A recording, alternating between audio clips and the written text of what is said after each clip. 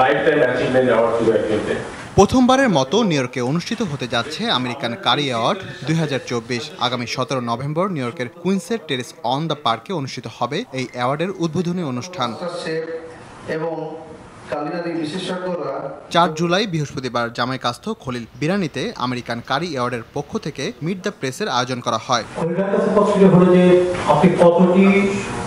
এ সময় বক্তব্য রাখেন আমেরিকান কারি অ্যাওয়ার্ডের প্রতিষ্ঠাতা মাস্টার শেফ মোহাম্মদ খলিলুর রহমান, সহ প্রতিষ্ঠাতা এনামুল হক এনাম এবং আইন উপদেষ্টা মাস্টার এফ ল এন মজুমদার। আমরা অত্যন্ত আনন্দিত এবং গর্বিত।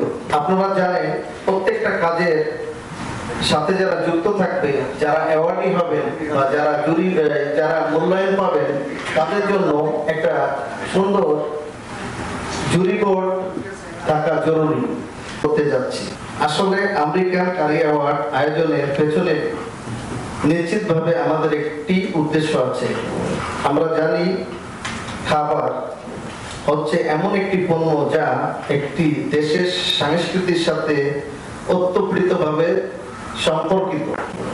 খাবারকে বলা হয় কালচার অ্যাম্বাসেডর, সংস্কৃতির দূত।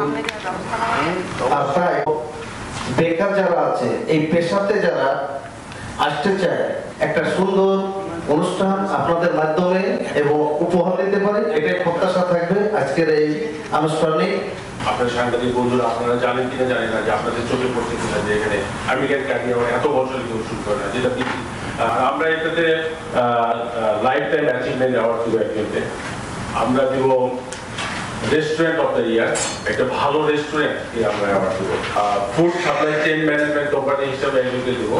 সো আমরা মেনলি এই জিনিসটাই, আর বাকিটা মোটামুটি রিটেন ইয়ে আছে। আপনাদের যদি কোনো প্রশ্ন থাকে আমি আপনাদেরকে সাদর সম্ভাষণ এবং আমার কৃতজ্ঞতা প্রকাশ করছি for your service for the last 35 years dedicated service. সেটাকে আমি আজকে আনুষ্ঠানিকভাবে কৃতজ্ঞতা প্রকাশ করি। সংবাদ সম্মেলনে লিখিত বক্তব্য মোহাম্মদ খলিলুর রহমান জানান, তিনি পেশায় একজন শেফ, নিউ ইয়র্কের খলিল বিরানী হাউসের প্রতিষ্ঠাতা, চিফ শেফ এবং সিও। খুব অল্প সময়ের মধ্যে খলিল বিরানী হাউস নিউ ইয়র্কস্থ তথা পুরো যুক্তরাষ্ট্র জুড়ে একটি অত্যন্ত জনপ্রিয় এবং সুপরিচিত খাবারের ব্র্যান্ডে পরিণত হয়েছে। শুধু প্রবাসী বাংলাদেশিদের মধ্যেই নয়, স্থানীয় আমেরিকান সহ পৃথিবীর বিভিন্ন দেশের মানুষের কাছেও খলিল বিরানী হাউজের খাবার জনপ্রিয় হয়ে উঠেছে। 2017 সালে নিউ ইয়র্কের খলিল বিরানী হাউস যাত্রা শুরু করে। সাম্প্রতিককালে যুক্তরাষ্ট্রের প্রেসিডেন্ট জো বাইডেনের নামানুসারে বাইডেন বিরিয়ানি নামে নতুন একটি ডিশ চালু হয়। ব্যতিক্রমী এই ডিশটি আমেরিকায় বেশ আলোচিত হয়েছে এবং জনপ্রিয়তা পেয়েছে। আমেরিকান কারি অ্যাওয়ার্ডের সহ প্রতিষ্ঠাতা এনামুল হক এনাম জানান, জনপ্রিয়তার পাশাপাশি গ্রাহক সেবার অনন্য অবদানের জন্য খলিল বিরানী হাউজের স্বত্বাধিকারী এবং প্রধান শেফ হিসেবে অর্জন করেছেন তিনি।